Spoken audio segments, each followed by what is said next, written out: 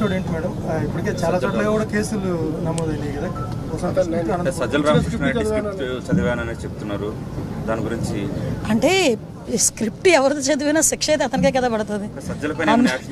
అనుభవించే రాజు ఆయనే కదా, అది వేరే కదా. అది ఎవడేదైనా ఏదైనా చదవచ్చు, కానీ అనుభవించే రాజు ఆయనే కదా అవుతున్నాడు.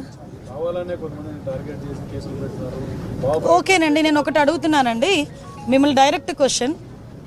పోసాని మాటల్ని టాలరేట్ చేసి అయ్యో పాపం అనుకునే ఒక్క మనిషిని తీసుకురండి, మేము ఆలోచిస్తాం ఒకసారి మాట్లాడడానికి.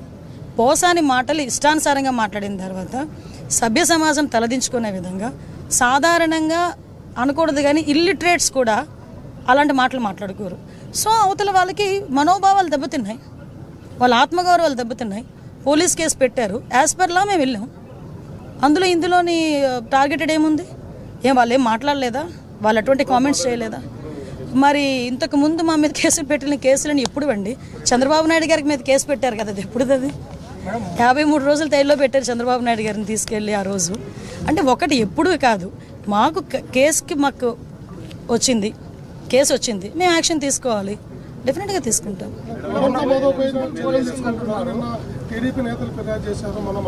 అదేనండి, మేము కూడా అంటే విషయం ఏంటంటే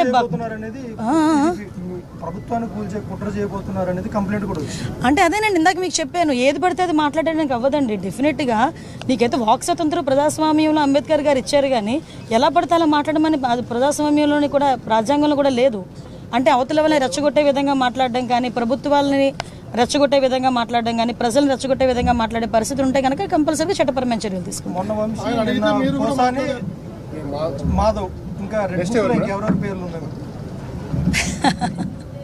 రెడ్ బుక్ పరంగా మేము వెళ్ళాలి అనుకుంటే ఈరోజు వైఎస్ఆర్సీపీ నాయకులు ఎవరు రోడ్ల మీద తిరగరండి.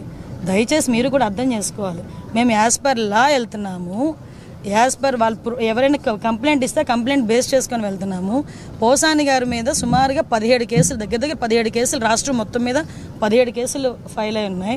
వంశీ మీద ఎన్ని కేసులు ఫైల్ అయి ఉన్నాయి మీకు తెలుసు. ఈ రోజుకి కూడా ఏ కేసులు ఫైల్ అయినాయో మీకు తెలుసు. ఇందులోని కక్షపూరితంగా ఎన్డీఏ గవర్నమెంట్ చేయాలి అనుకుంటే వైఎస్ఆర్సీపీ నాయకులు ఎవరు కూడా బయటకు తిరగలేరు. కానీ మేము ఆ కక్ష సాధింపు ధోరణిలోకి వెళ్ళలేదు. అలాగని తప్పు చేసిన వదిలిపెట్టే ప్రసక్తి లేదు. తప్పు చేసినోడికి శిక్ష పడాలి, లేకపోతే భయం ఎలా ఉంటుంది? ఉండాలి కదా, భయం ఉండాలి కదా. తప్పు చేసాడు అనుకున్నవాడు ఎవడైనా కూడా కొంచెం జాగ్రత్తగా ఉంటే బెటర్, కానీ శిక్ష నుంచి అయితే తప్పించుకోలేరు. మేము అదేనండి, మేము అందుకే టార్గెట్ పెట్టుకున్నామండి. సీసీ కెమెరాస్ చాలా వరకు ఉన్నాయని అంటున్నారు, మొన్నటి వరకు లేవు, ఇప్పుడు మేము పెట్టాం. చాలా వరకు పని చేయట్లేదు. ఆ పని చేయని సీసీ కెమెరాస్ అన్నీ కూడా మళ్ళీ రీస్టోర్ చేస్తున్నాం, అన్నీ కూడా క్లియర్ చేసుకుంటాం.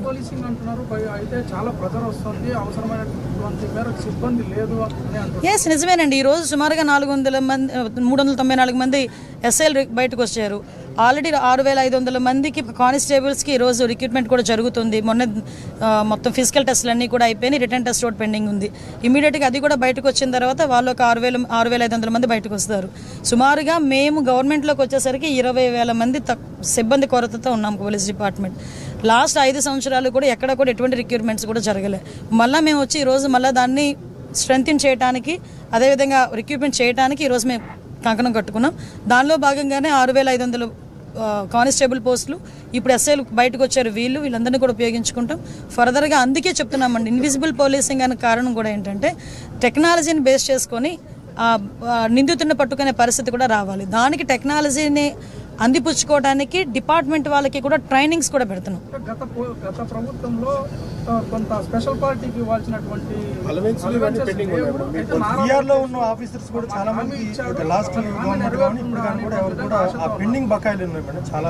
లేదండి, వాటి మీద కూడా మేము వర్కౌట్ చేస్తున్నాం. చాలా మందికి విఆర్లో ఉన్న వాళ్ళకి హాఫ్ శాలరీ కొంతమేరకు ఇవ్వాల్సి వస్తుంది. లాస్ట్ గవర్నమెంట్లో అయితే మీరు అన్నట్టు తమ్ముడు ఎక్కడ కూడా ఎవరికి కూడా రూపాయి ఇచ్చిన పరిస్థితులు లేవు. ఈరోజు మీకు విషయం చెప్పాలంటే భారం అంతా మా మీద పడింది. ఈరోజు వాళ్ళు లాస్ట్ టైం చేసిన కొన్ని తప్పిదాల